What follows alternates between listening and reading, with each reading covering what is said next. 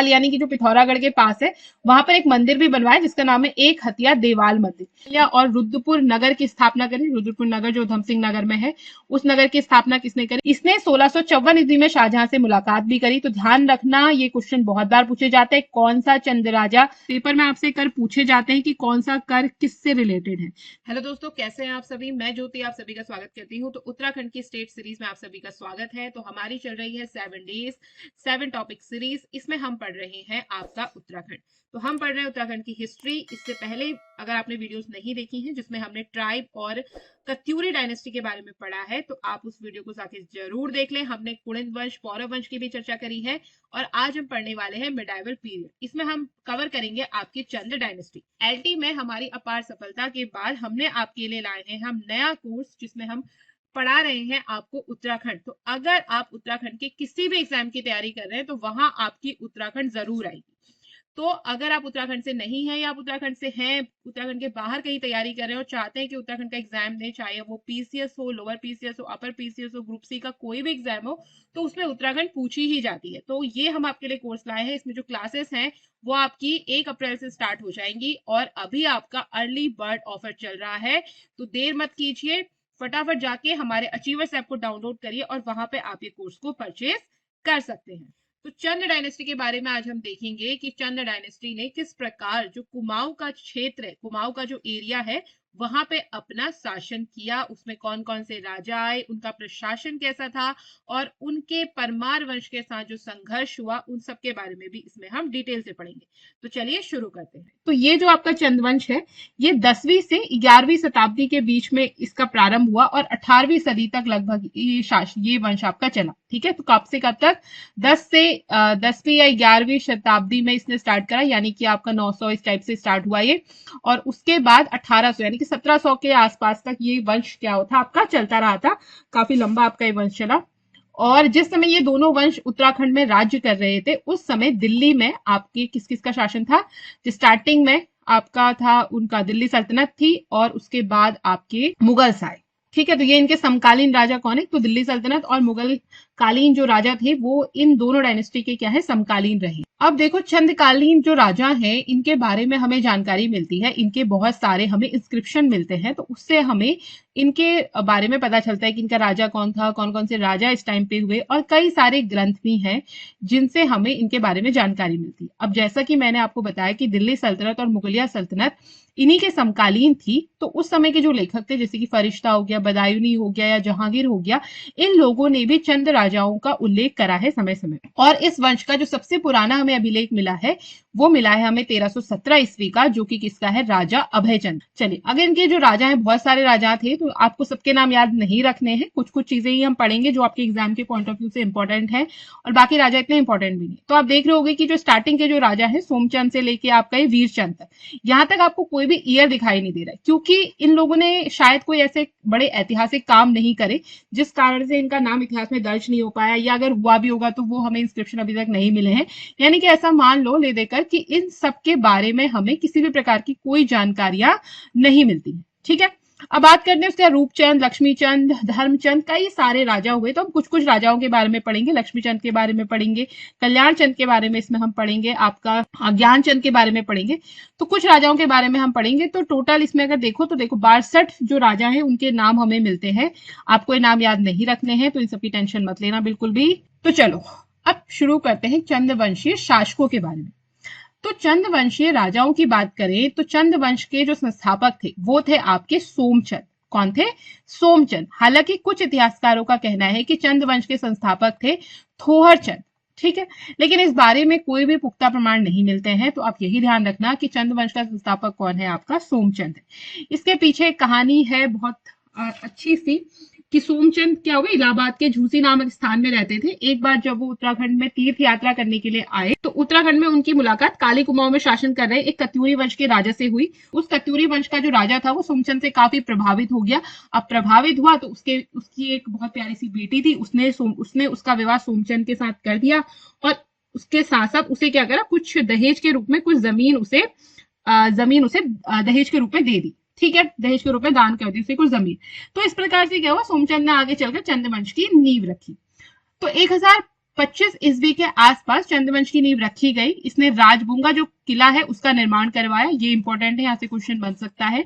और यही जो क्षेत्र है आपका, वही आपका आगे चलकर चंपावत के नाम से प्रसिद्ध हुआ। ठीक है, 1563 ईस्वी तक ये क्या रहा, चंद्रवंश की राजधानी रहा। तो 1563 ईस्वी तक जो चंपावत था वो आपके चंद्रवंश की राजधानी थी। चंपावत ये आपको पता ही कहाँ पे, आपके टनकपुर जाओगे, आप टनकपुर से थोड़ा आगे जाओगे तो फिर टनकपुर के बाद आपका क्या पड़ेगा, चंपावत पड़ जाएगा। ठीक है, तो ये कुमाऊं साइड में एरिया आपके।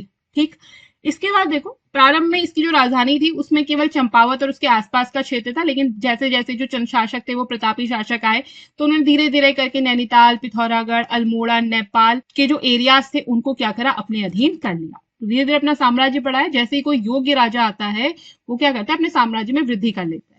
इसका जो पहला प्रसिद्ध राजा हुआ वो है आपका गरुड़ ज्ञानचंद। गरुड़ ज्ञानचंद का शासनकाल था 1374 से 1419 तक। इसका जो शासनकाल है वो कम ही पूछा जाता है, बाकी क्वेश्चन ज्यादा पूछे जाते हैं। तो ये सबसे आपके जो प्रारंभिक राजा थे उनमें सबसे महत्वपूर्ण राजा रहा है। इसमें जो क्वेश्चन आता है वो ये आता है कि ये दिल्ली के सुल्तान फिरोज शाह तुगलक के दरबार में गया था। ठीक है, ध्यान रखना। और जब वो उसके दरबार में गया तो इसने सुल्तान से तराई और जो भाबर, तराई भाबर का जो क्षेत्र है, यानी जिसे आप प्लेन्स का एरिया कहते हो, उसको देने की प्रार्थना करी। तो उस टाइम पे, जिस समय इसने ये प्रार्थना करी थी, उस टाइम पे तराई भाबर में रोहिलों का आधिपत्य था। ठीक है, रोहिले वहां पे राज्य करते थे। तो रोहिलों से जो तुगलक है उसकी भी बहुत ज्यादा बनती नहीं थी। तो उसने कहा ठीक है, उसने ज्ञानचंद की जो प्रार्थना है वो स्वीकार कर ली और तराई भाबर का क्षेत्र किसको दे दिया, गरुड़ ज्ञान चंद को दे दिया। ठीक है, इसको आप यहाँ से ध्यान रखना। और इसके साथ ही जो ये ज्ञानचंद है, जो इन्हें गरुड़ की उपाधि थी, ये भी गरुड़ की उपाधि किसने दी, फिरोज शाह तुगलक ने ही इन्हें क्या दी थी, गरुड़ की उपाधि दी थी। तो ध्यान रखना किसके दरबार में गया था, फिरोज शाह तुगलक के दरबार में कौन सा चंद राजा गया था, गरुड़ ज्ञानचंद गया था। क्वेश्चन कई बार पूछा भी गया है काफी। अगला जो राजा आया वो है आपका उद्यान चंद। तो उद्यान चंद, तो गरुड़ चंद के बाद आपका उसका जो बेटा था हरिचंद वो राजा बना, लेकिन उसके कुछ राजा बनने के कुछ समय बाद ही उसकी डेथ हो गई थी। तो उसके बाद जो उद्यान चंद है उसने शासन संभाला। इसने शासन किया 1420 से लेकर 1421 तक, 1 साल का ही शासन किया। इसने अपने 1 साल के शासन में एक महत्वपूर्ण कार्य किया। बालेश्वर का जो मंदिर है उसके जीर्णोद्धार करा। जीर्णोद्धार का मतलब होता है कि उसको रिनोवेट करवाया। और इस कार्य में इसकी मदद करी कुंज शर्मा तिवारी नामक एक ब्राह्मण ने करी। ये जो कुंज शर्मा तिवारी नामक ब्राह्मण है, और इस घटना का उल्लेख किसमें किया गया, इस घटना का उल्लेख विक्रम चंद के समय में उत्कीर्ण एक ताम्र पत्र है, एक कॉपर की प्लेट मिली है जिसमें उसने इस घटना का उल्लेख किया। तो ये घटना इंपॉर्टेंट है, इसको ध्यान रखना। इस ब्राह्मण का नाम भी याद रखना, कुंज शर्मा तिवारी। अगले जो राजा बने वो बने आपके भारती चंद। भारती चंद का शासनकाल रहा 1437 से लेकर 1450 तक का। इसने जैसे ही गद्दी प्राप्त करी, इसने खुद को डोटी जो राजा थे, डोटी राजा उनको बोलते हैं जो नेपाल में राज्य करते थे। ठीक है, नेपाल का जो पश्चिमी वाला हिस्सा है वहां पे जिन राजाओं ने राज करा उन्हें डोटी राजा बोलते हैं। तो डोटी राजाओं से इसने क्या करा, स्वयं को स्वतंत्र घोषित करा लिया, जिस कारण इनके मध्य क्या हुआ, 12 वर्षों तक लगातार युद्ध चलता रहा। और इस युद्ध में लास्ट में कौन विजयी हुआ, भारती चंद इस युद्ध में विजयी रहा। और इस युद्ध में उसकी हेल्प भी करी, कटिहार का जो राजा था उसने भी भारती चंद की हेल्प करी। ये जब 12 वर्षों तक ये युद्ध चलता रहा चंद सेना के बीच में, चंदों की जो सेना थी उनके बीच में और नेपाल के जो डोटी राजा थे उनके बीच में, तो ऐसा कहते हैं कि 12 साल का जो लंबा टाइम पीरियड था उसमें जो उनके सैनिक थे वो लगातार क्या कर रहे थे, सीमा पर युद्ध कर रहे थे। तो लगातार जब वो युद्ध कर रहे थे तो वहीं पे रहते थे। तो उन्होंने कई जो नेपाल की जो लड़कियां थी उनके साथ उन्होंने संबंध बनाए, जिस कारण जो उनके बच्चे पैदा हुए उनको लीगल नहीं माना गया। तो उनसे एक नई जाति पैदा हुई जिसका नाम आया नायक जाति। तो इस समय की एक महत्वपूर्ण घटना घटी, नायक जाति की उत्पत्ति हुई। नायक जाति पे सुधार आंदोलन भी आपका बाद में आगे चलकर चला है उत्तराखंड में, जिसकी बात हम आगे करेंगे। ठीक है, आगे वीडियो में जब मैं बताऊंगी आपको, इस वीडियो में नहीं, अगली वीडियो इसके लिए बनेगी जब हम आंदोलन की बात करेंगे, तो उसी समय हम नायक जाति सुधार आंदोलन की बात करेंगे कि इसमें क्या होता था। मोटा मोटा बता देती हूँ कि नायक जाति जो थी, इसमें जो सबसे बड़ी लड़की हुआ करती थी ना, उससे ये वैश्यावृत्ति कराते थे। तो ये काफी एक ऐसी प्रथा थी जो उत्तराखंड के माथे पे कलंक थी। तो इसको सुधारने का प्रयास किया गया और ये जो प्रथा है उसको समाप्त कराया गया। तो ये नायक जाति इन्हीं की नाजायज संतानें मानी जाती है, जो चंद सेना के सैनिक थे उनकी। अगला जो राजा बना वो बना आपका रत्नचंद। रत्नचंद का शासनकाल है 1450 से लेकर 1488 ईस्वी तक। रत्नचंद आपका भारती चंद का पुत्र ही है, और जितना योग्य भारती चंद था उतना ही इसका बेटा भी योग्य था रत्नचंद। इसके शासन की एक महत्वपूर्ण घटना थी डोटी के साथ युद्ध। तो अभी हमने देखा कि भारती चंद ने डोटी के साथ, डोटी जो राजा है उनके साथ युद्ध करके खुद को स्वतंत्र घोषित कर लिया था, यानी चंद साम्राज्य क्या हो गया था, स्वतंत्र हो गया था। तो हुआ क्या, डोटी जो राज्य है वहां पर एक राजा नागमल्ल था, उसने विद्रोह कर दिया और जो वहां पे शाही वंश का जो राजा था उसको वहां से हटा दिया। अब ये जो शाही वंश का राजा है इसने मदद मांगी रत्नचंद से और रत्नचंद ने उसकी हेल्प करी। फिर रत्नचंद ने युद्ध करा नागमल्ल के साथ और उसे हरा दिया और दोबारा से उसने क्या करा, जो शाही वंश का राजा है उसे दोबारा से उसका राज्य उसे सौंप दिया। तो इस घटना से क्या हुआ कि चंद्रवंश की जो कीर्ति है वो बहुत ज्यादा बढ़ गई और उसकी शक्ति भी बढ़ गई, क्योंकि लगातार उन्होंने क्या किया, हरा दिया। ठीक है, और वहां जो भी उनका विद्रोह चल रहा था, आंतरिक कलह था, उसमें भी जो शाही वंश के जो राजा थे उनकी हेल्प करी और उनको फिर से राज्य दिलाने में मदद करी। ठीक है, इसने जागेश्वर धाम जो है उसकी यात्रा भी करी और यात्रा करने के दौरान इसने कई सारे मंदिरों, जो मंदिर है उनको कई सारे गांव प्रदान करे, गांव दान में दिए और वहां पे धर्मशाला का निर्माण भी करवाया। ठीक है, अगली जो राजा है वो है आपका कीर्तिचंद का शासनकाल रहा 1488 से 1503 ईस्वी। ये आपका रत्नचंद का पुत्र था। कीर्तिचंद के समय की महत्वपूर्ण घटना है कि इसने तराई में जसपुर के निकट एक नगर की स्थापना करी जिसका नाम रखा गया कीर्ति नगर। तो अपने नाम से ही इसने क्या करा, कीर्ति नगर की स्थापना करी। और जब कीर्तिचंद राजा बना तो उस समय डोटी राज्य ने क्या करा, स्वतंत्र होने के बहुत सारे प्रयास करे, लेकिन इसने जो विद्रोह है उसको दबा दिया और फिर से डोटी राज्य को अपने अधीन कर लिया। और इसके साथ साथ इसने बारामंडल, बिसौत, खगमारा कोट, स्यूनरा, पाली पछाऊ को भी चंद राज्य में शामिल कर लिया। अगला है आपका बालो कल्याण चंद। बालो कल्याण चंद जो था वो भीष्म चंद का दत्तक पुत्र था, यानी सगा बेटा नहीं था, गोद लिया हुआ बेटा था। कौन, आपका बालो कल्याण चंद। इसने राज्य की राजधानी 1563 ईस्वी में खगमाराकोट यानी अल्मोड़ा स्थानांतरित करी। तो बहुत इंपॉर्टेंट क्वेश्चन यहाँ से बन जाता है कि किसने चंद्रवंश की राजधानी खगमाराकोट या अल्मोड़ा स्थानांतरित करी, किसने करी, बालो कल्याण चंद ने करी। तो इसको ध्यान रखना। इसने जो गंगोली है, गंगोली हाट जो है ना, वही आपका गंगोली भी था वहीं पर। तो इसने गंगोली पर अधिकार कर लिया जहां पर मनकोटी जो राजा है उनका अधिकार हुआ करता था। और उसकी जो मनकोटी राजा है उसकी राजधानी क्या थी, मनकोट थी, जिस कारण ये क्या कहलाते थे, मनकोटी राजा कहलाते। और गंगोली स्थान जो है, जो अब गंगोली हाट के नाम से प्रसिद्ध है, वो उसका एक व्यापारिक केंद्र था। तो इसने क्या किया, बालो कल्याण चंद ने इस मनकोटी राजा को हराकर वहां पर भी अपना आधिपत्य स्थापित कर लिया था। ठीक है, चलिए अगला है आपका रुद्रचंद। इसके काल में जो महत्वपूर्ण घटना हुई वो ये हुई कि हुसैन खान ने कुमाऊं के क्षेत्र पर आक्रमण किया था। ठीक है, ये लखनऊ का एक सूबेदार था आपका हुसैन खान, उसने रुद्रचंद के शासनकाल में आक्रमण किया था। ध्यान रखना, ये इसके समय की महत्वपूर्ण घटना है। लेकिन वर्षा होने के कारण क्या करना पड़ा, इन लोगों को वापस जाना पड़ा। फिर 1575 ईस्वी में इसने फिर से आक्रमण करा और फिर जो तराई भाबर का जो एरिया है वहां पे बहुत ज्यादा लूटपाट करी। और कुछ समय बाद क्या हुआ, हुसैन खान को बहुत सारा चोट वगैरह लग गई थी जिस कारण उसकी मृत्यु हो गई। और रुद्रचंद ने इसका लाभ उठाया और मुसलमानों को तराई से पूरी तरीके से भगा दिया। ठीक है, और इसके बाद जो रुद्रचंद है वो मुगल बादशाह अकबर से मिलने पहुंचा। तो ये क्वेश्चन आपका यहाँ से बन जाता है कि अकबर से मिलने कौन सा चंद राजा गया था, तो कौन गया था, रुद्रचंद गया था, उसके दरबार में पहुंचा। और इस घटना का वर्णन तुजु के जहांगीरी में भी किया गया है। ठीक है, और अकबर ने उसे क्या दिया, जो 84 माल है यानी जो तराई भाबर की है वो जागीर उसे दे दी। और जो रुद्रचंद है इसके संबंध बीरबल और उसके फैमिली से भी बहुत अच्छे थे, तो इसने बीरबल का जो पुत्र था उसको अपना पुरोहित बनाया था।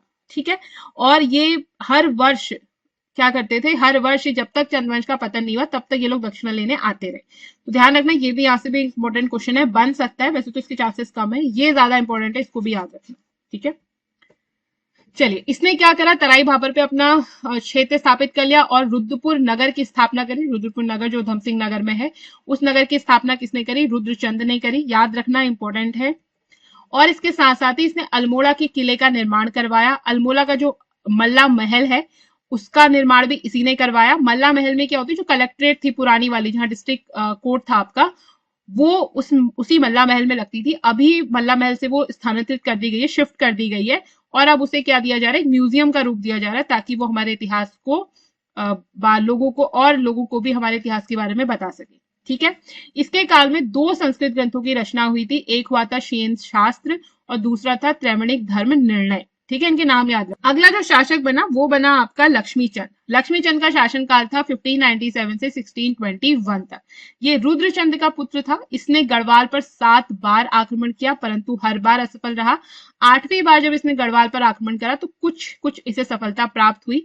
इस समय इसका जो नेतृत्व है वो किसने किया था? सेनापति गेंडा ने करा था, और गढ़वाली सेना का जो सेनापति था वो खतड़वा था। तो एक फेस्टिवल कुमाऊं एरिया में मनाया जाता है जिसका नाम है खतड़वे का त्योहार। अब इसको उतना ज्यादा प्रमोट नहीं करती है गवर्नमेंट बनाने के लिए, क्योंकि ये जो फेस्टिवल है वो इसलिए मनाया जाता है क्योंकि इसमें क्या होता है, इन दोनों के बीच में, चंद और पवार वंश के बीच में जब आपस में लड़ाई हुई थी तो उनका सेनापति था, गढ़वाली सेना का सेनापति खतड़वा, वो हार गया था। तो इसीलिए विजय के रूप में क्या बनाते थे? खतड़वा का त्योहार मनाते थे। तो ये क्या करता है, गढ़वाल और कुमाऊं के जो लोग हैं उनमें आपस में एक बैर उत्पन्न करने का एक कारण हो सकता है। इसीलिए लोग क्या करते हैं, इसीलिए अब गवर्नमेंट क्या करती है, जो फेस्टिवल है उसको बहुत ज्यादा प्रमोट नहीं किया जाता है, अवॉइड किया जाता है बनाने से। ठीक है। हाँ देखो, जो लक्ष्मीचंद, सॉरी यहाँ पे रुद्रचंद लिख दिया मैंने, लक्ष्मीचंद होगा। लक्ष्मीचंद ने भी अपने पिता की तरह ही जो मुगल राजा उस समय था जहांगीर, उससे क्या करी थी, उससे मुलाकात करी थी। ठीक है। और इसने भी जागेश्वर का जो मंदिर है उसको कई सारे ग्राम क्या दिए थे, भूदान में दिए थे। खैर ये ज्यादा इंपॉर्टेंट है, ध्यान रखना कि जहांगीर के दरबार में कौन गया था? लक्ष्मीचंद। और अकबर के दरबार में कौन गया था? उसका पिता रुद्रचंद। ठीक है, ये 2 चीजें आप याद रखेंगे। अगला जो राजा है फेमस चंद्रवंश का, वो है आपका बाज बहादुर चंद, जिसको बाजा के नाम से भी जानते हैं। बाजा इसके बचपन का नाम था, बाद में जब ये राजा बने तो उसका नाम क्या बन गया? बाज बहादुर चंद। ये कुंवर नील गोसाई का पुत्र था। तो देखो हुआ क्या कि जब लक्ष्मीचंद राजा था ना, उसके बाद थोड़ी जो सत्ता है उसमें बड़ा परिवर्तन सा आया। तो बाज बहादुर चंद जो है उसके राजा बनने की कहानी बड़ी रोचक सी है। तो इसमें हुआ क्या कि जब आपका लक्ष्मीचंद की मृत्यु हुई 1621 ईस्वी में, तो उस समय उसका पुत्र जो था वो था आपका दलीप चंद। ठीक है, ये लक्ष्मीचंद की मृत्यु हुई, इसके बाद इसका बेटा था दलीप चंद, तो वो राजा बना कुछ साल के लिए, 3 वर्ष तक वो उसने राज्य किया। उसके बाद क्या हुआ, 3 वर्ष तक राज्य करने के बाद उसे क्षय रोग हो गया, टीबी हो गया, तो जिस कारण उसकी मृत्यु हो गई। फिर उसके बाद कुंवर विजय चंद को क्या करा, गद्दी पे बैठाया गया। लेकिन कुंवर विजय चंद क्या था, बहुत ही विलासी प्रवृत्ति का राजा था। उसने राज सत्ता के दरबार में बिल्कुल ध्यान नहीं दिया, अयोग्य राजा था। तो इससे क्या हुआ, जो राज दरबार के लोग हैं वो क्या हो गए, शक्तिशाली हो गए। अब जो राज सत्ता थी वो मुख्य रूप से कुछ जैसे सुखराम कार्की हो गया, पीरू गोसाई हो गया, विनायक भट्ट हो गया, इनके हाथों में चली गई। अब इन 3 अधिकारियों ने मिलकर क्या करी, राज्य में अव्यवस्था उत्पन्न कर दी। किसी ने कहा मेरा कैंडिडेट राजा बनेगा, किसी ने कहा मेरा कैंडिडेट राजा बनेगा। तो इन्होंने बिल्कुल ही वहां पे क्या करा, बहुत ज्यादा अव्यवस्था फैला दी। इन्होंने क्या करा, लक्ष्मीचंद का पुत्र था जिसका नाम था कुंवर नील गोसाई। ठीक है, ये भी लक्ष्मीचंद का ही पुत्र था आपका कुंवर नील गोसाई। तो इसका वध करा दिया, क्योंकि वो क्या करता था, इनके कार्यों का विरोध किया करता था। इसके अतिरिक्त उन्होंने जो लक्ष्मीचंद के जो भी बाकी पुत्र थे उनको एक एक करके मार दिया। लेकिन क्या हुआ, उसके जो 2 पुत्र थे लक्ष्मीचंद के, विमल चंद और नारायण चंद, वो क्या हुए, भाग गए और उन्हें डोटी राज्य में शरण ले ली। इसी बीच क्या हुआ, सुखराम ने विजय चंद की हत्या करवा दी। अब जो मेहरा और फरत्याल दल है उनमें आपस में क्या होने लगा, उनमें आपस में कि हमारा कैंडिडेट राजा बनेगा, हमारा कैंडिडेट राजा बनेगा का संघर्ष होने लगा। अब मेहरा दल के जो लोग हैं वो त्रिमल चंद को चाहते थे राजा बनाना, और फरत्याल दल के लोग चाहते थे कि वो नारायण चंद को राजा बनाए। ठीक है, तो आपस में इन दोनों ने क्या करा, लड़ना झगड़ना शुरू कर दिया। और एंड में क्या हुआ कि एंड में जो त्रिमल चंद है वो क्या हुआ, वो राजा बना। तो त्रिमल चंद क्या बन गया, आपका राजा बन गया, मेहरा जो दल है उनके समर्थन से। त्रिमल चंद जब राजा बना तो उसकी कोई भी संतान नहीं थी, और इसी बीच उसे पता चला, तो इसी बीच उसने क्या करा, विजय चंद के समय जो भी अत्याचार हुए, अत्याचार से जो भी उसके रिश्तेदार या वंशज बच गए थे उनका पता लगवाना शुरू करा। इसी बीच उसे पता चला कि कुंवर नील गोसाई का एक पुत्र है जिसे बाजा बोलते हैं, वो क्या है, जीवित है। तो बाजा को जैसे ही उसे पता चला कि वो बाजा जिंदा है, तो बाजा को महल में क्या हुआ, एक दासी थी, वो किसी तरह छुपाकर लेकर आई, राजपुरोहित की जो पत्नी थी उसको उसने सौंपा, और त्रिमल चंद ने अंदर ही अंदर क्या करा, बाजा को गोद ले लिया। तो ताकि और लोगों को पता ना चले कि हाँ ये जिंदा है, इस टाइप से एक पूरी बढ़िया सी स्टोरी फिल्म बन सकती है इस पर। तो इस प्रकार क्या हुआ, जो बाज बहादुर चंद है वो क्या बन गए, राजा बन गए। अब उन्होंने गोद ले लिया त्रिमल चंद ने जब उन्हें गोद लिया तो और उन्हें उत्तराधिकारी भी नियुक्त कर दिया। तो त्रिमल चंद की मृत्यु के बाद राजा कौन बना, बाज बहादुर चंद। ठीक है, तो बाज बहादुर चंद का आप नाम याद रखेंगे, स्टोरी नहीं भी याद रखोगे चलेगा, बट बाज बहादुर चंद आपका इंपॉर्टेंट। और ये किसका बेटा है, कुंवर नील गोसाई का पुत्र था और त्रिमल चंद का दत्तक पुत्र बना। ये मुगल बादशाह जो शाहजहां था उनका समकालीन था। इसने 1654 ईस्वी में शाहजहां से मुलाकात भी करी। तो ध्यान रखना, ये क्वेश्चन बहुत बार पूछे जाते हैं, कौन सा चंद राजा किस मुगल शासक के दरबार में गया था, किससे मिला था, वो ध्यान रखना, किसका समकालीन था वो भी ध्यान रखना। अब जिससे मिला है वो उसका समकालीन ही होगा, इस बात को आप याद रखेंगे। तो 1654 ईस्वी में इसने शाहजहां से मुलाकात करी, तो मुगल बादशाह ने उसे क्या करा, गढ़वाल अभियान में शामिल होने का आदेश दिया कि तुम क्या करो। उस समय जो मुगल सेनाएं हैं वो गढ़वाल अभियान के लिए जा रही थी, पवार जो राज्य है उस पर हमला करने के लिए। तो इन्होंने कहा कि तुम भी क्या करो, उनकी हेल्प करो। तो बाज बहादुर चंद है उसने भी अपनी सेना के साथ क्या किया, वो भी क्या करा, उनके साथ युद्ध में चल दिया। और इस सेना का नेतृत्व किया खलीउल्लाह खान ने किया। तो बाज बहादुर चंद ने वहां पर बहुत ज्यादा बहादुरी का प्रदर्शन करा, जिससे उसे खुश होकर बादशाह ने उसे किसकी उपाधि दी, बहादुर की उपाधि दी। ठीक है, तो वो बहादुर, यही जो बहादुर उनके नाम में आता है, वो उपाधि किसने दी है, आपके शाहजहां ने दी है, याद रखिएगा। उपाधि प्रदान करी और साथ में एक नक्कारा भी दिया। ठीक है, नक्कारा क्या होता है, बहुत बड़ा बाजा आपने देखा होगा, नगाड़ा बोलते हैं जिसे, डंका या धौसा भी कहते हैं, वो उसे क्या किया, उपहार में दिया। और इसके साथ साथ तराई पर अधिकार करने के लिए मुरादाबाद के सूबेदार रुस्तम खां को क्या करा, उसके साथ भेजा, ताकि वो क्या कर सके, तराई का जो क्षेत्र उसके हाथ से निकल गया उसको दोबारा से वो प्राप्त कर सके। फिर बाज बहादुर चंद ने क्या करा, तराई पर जो है अधिकार कर लिया और बाजपुर नगर की स्थापना कर दी। तो उधम सिंह नगर में एक और आपका नगर आता है बाजपुर, तो इस बाजपुर नगर की स्थापना भी किसने करी, एक चंद राजा ने करी, जिसका नाम क्या था, बाज बहादुर चंद। और इसके समय क्या हुआ, इसके समय जब आप शाहजहां राजा है, तो शाहजहां के बाद उसके पुत्रों में आपने हिस्ट्री में पढ़ा होगा कि उत्तराधिकार का युद्ध हो गया था। तो उत्तराधिकार के संघर्ष में जो शाहजहां है उसने तो दारा शिकोह को अपना उत्तराधिकारी बनाया था, लेकिन औरंगजेब ने क्या करा, दारा शिकोह को भगा दिया और उसके बदले वो खुद क्या बन गया, खुद राजा बन गया। अपने भाइयों को उसने मार दिया था और अपने पिता को उसने बंदी बना लिया था। तो दारा शिकोह का पुत्र था सुलेमान, वो बाज बहादुर के पास आया शरण लेने के लिए।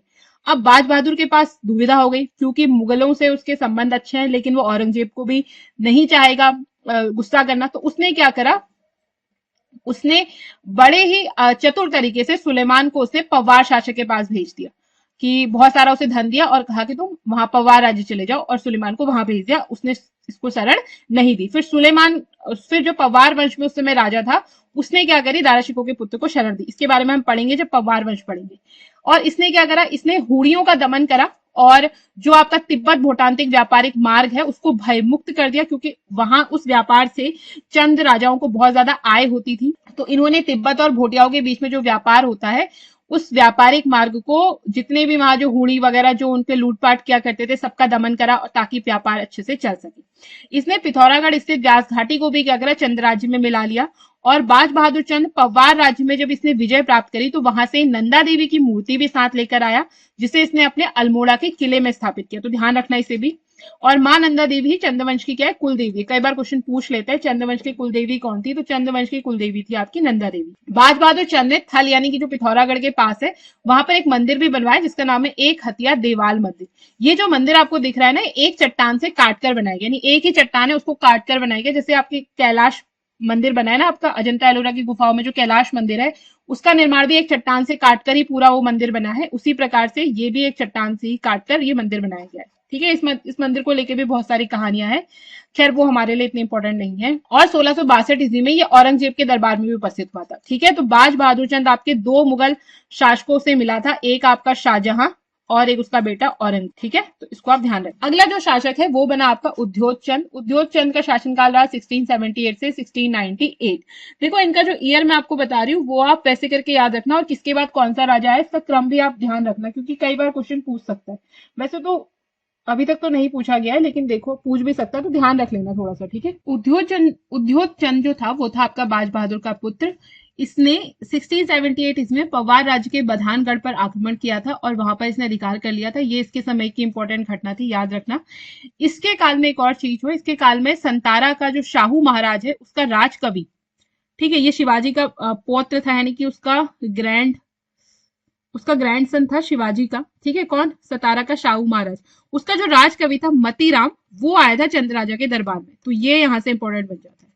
ठीक है, अल्मोड़ा में जो आपका त्रिपुर सुंदरी और पार्वतेश्वर मंदिर है उसका निर्माण भी इसी ने कराया था, उद्योग चंद ने या अद्योग चंद ने। अगला जो राजा आया वो आया आपका ज्ञानचंद। ज्ञानचंद ने भी पवार राज्य पर आक्रमण किया और वहां बहुत ज्यादा लूटपाट करी।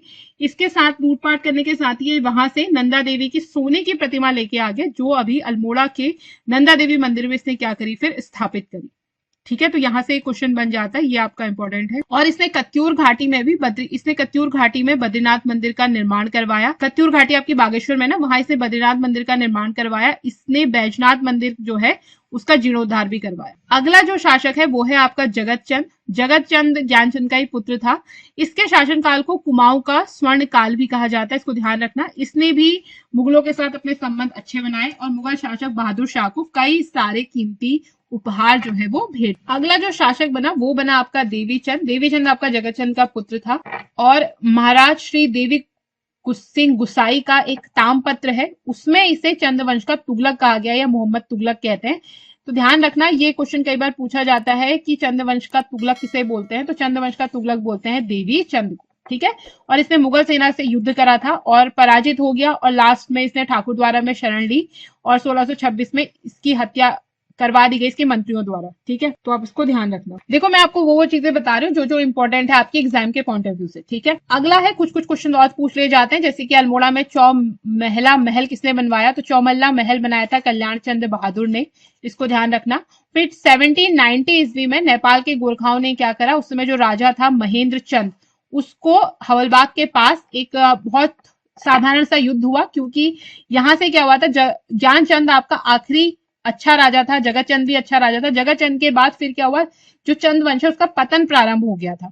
तो फिर 1790s भी आते आते जो नेपाल के जो गोरखा थे उन्होंने क्या करा, महेंद्र चंद्र को हरा दिया और महेंद्र चंद्र को हराकर जो संपूर्ण कुमाऊं का क्षेत्र है उसे कब्जे में ले लिया और इस प्रकार कुमाऊं क्षेत्र में 1790 ईस्वी में गोरखाओं ने अपना साम्राज्य स्थापित कर लिया। ठीक है, फिर हम गोरखा काल के बारे में बात करेंगे आगे।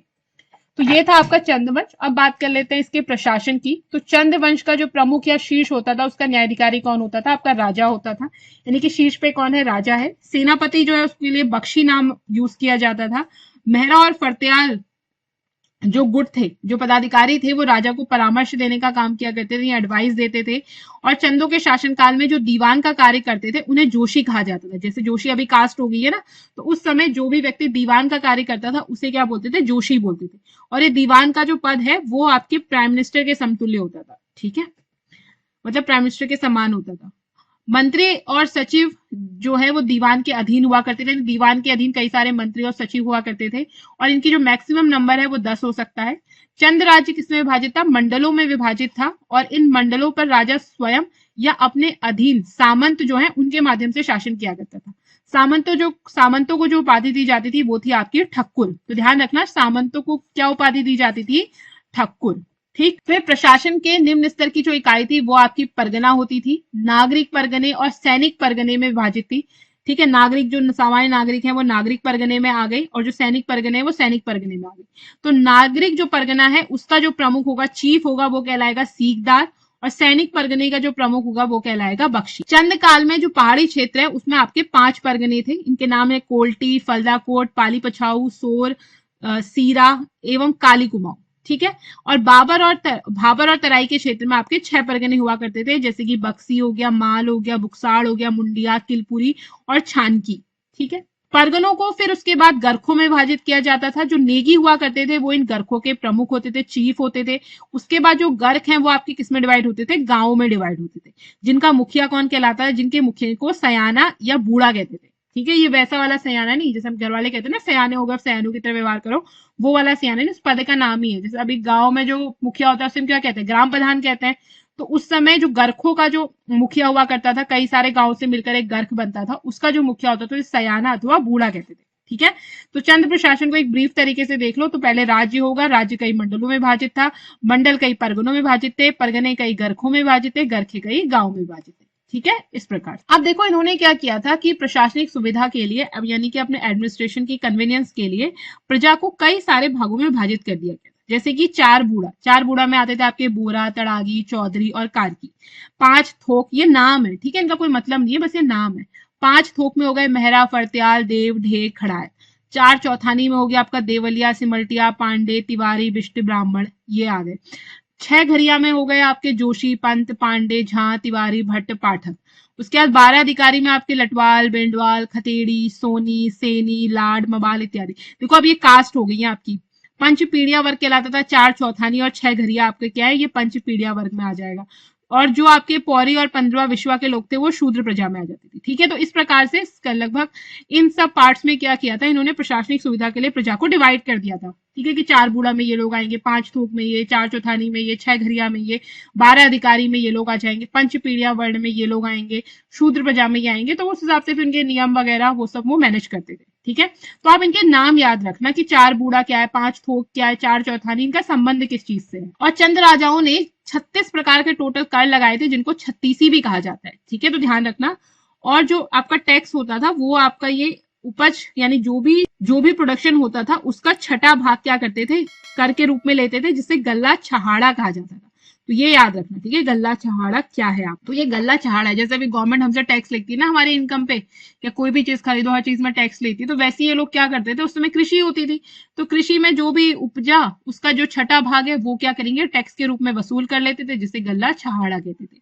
और इनका जो राज्य चिन्ह था वो गाय, काफी इंपॉर्टेंट है, पूछना मतलब पूछा जा सकता है। और इनके सिक्कों, मोहरों और झंडों पर क्या है, गाय का चिन्ह अंकित था। ये शिव भगवान के उपासक हुआ करते थे और इन्होंने कत्यूरी शैली में देवी शिव, सूर्य, गणेश, विष्णु के कई सारे मंदिर बनवाए। और बैजनाथ का जो लक्ष्मी नारायण मंदिर है वो इन चंदों ने ही बनवाया है। ठीक है, अब इनके लैंड रेवेन्यू सिस्टम की बात करें तो व्यवस्था का जो आधार है वो आपका टैक्स हो गए और लैंड रेवेन्यू, इसी से क्या होती थी, इनकी कमाई हुआ करती थी। और चंदों के समय ये तो मैंने भी बता दिया, सभी प्रकार के जो कर है वो 36 कहलाते थे और 32 कलम नाम से थे, 36 रकम नाम से इनके कर थे और 32 कलम नाम से कर थे। ठीक है, 36 प्रकार के राजकरों को छत्तीसी कहा जाता था। थातवान जो होता था, ये देखो ये वर्ड याद रखना, ये पूछे जाते हैं पेपर में। थातवान जो है ये राजा द्वारा रौत गूढ़ के रूप में जमीन प्राप्त होती थी। ठीक है, इन्हें खायकर जो होते थे वो नगद और अनाज के रूप में कर देते थे, जबकि जो सिरतान हुआ करते थे वो नगद क्या देंगे, कर देंगे। ठीक है, यानी पैसे देंगे, कैश। और जो आपके खायकर हैं वो नगद के रूप में भी दे सकते हैं और अनाज के रूप में भी क्या कर सकते हैं, कर दे सकते हैं। इसके बाद जो कैनी हुआ करते थे, जो भूदास थे उन्हें कैनी बोलते थे। और इनका प्रमुख कार्य क्या होता था, जो छहाड़े हैं उनको राजधानी तक पहुंचाना होता था, इनका कार्य किनका, कैनी। अगला है प्रधान का कार्य क्या होता था कि वो गांव से मालगुजारी जो है वसूल करेगा, जो भी टैक्सेस है उनको वसूल करेगा।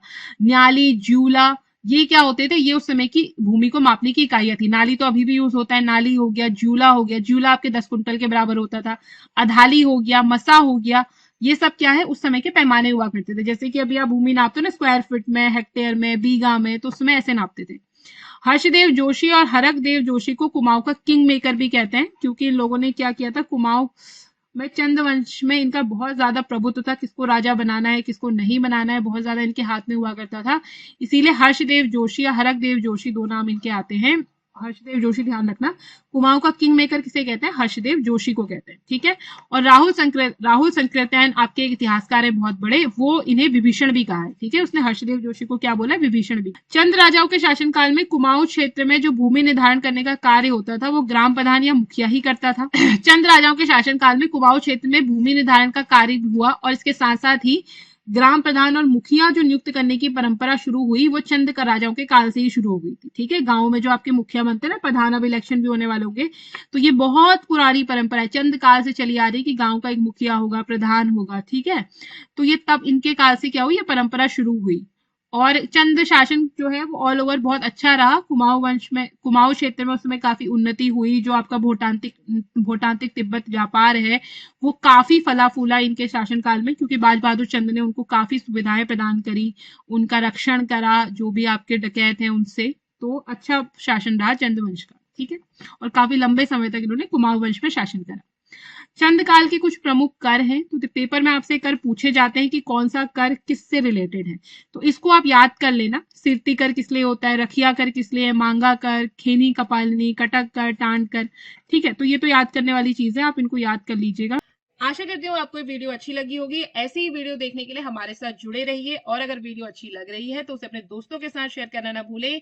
हमारे चैनल को सब्सक्राइब जरूर करें और वीडियो को लाइक कर दें। Thanks for watching and keep learning.